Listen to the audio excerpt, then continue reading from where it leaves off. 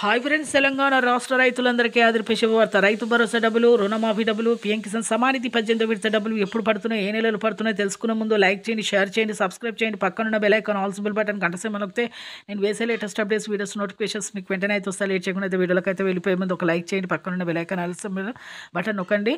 ఇక ప్రతి ఒక్కరు కూడా రైతు భరోసా డబ్బులు ఎకరానికి 7,500 చొప్పున 2 సీజన్ డబ్బులు ముందుగానే ఇవ్వాలని, ఒక సీజన్ డబ్బు అందట్లేదనేసి మన సీఎం గారు రేవంత్ రెడ్డి గారు అయితే నిర్ణయం అయితే చేశారు. ప్రతి ఒక్కరు కూడా అకౌంట్లో సంవత్సరానికి 15,000 రూపాయలు అయితే వేస్తున్నారు. 2 సీజన్ డబ్బులు, వానాకాలం, యాసంగి సీజన్, ఖరీఫ్, రబీ సీజన్.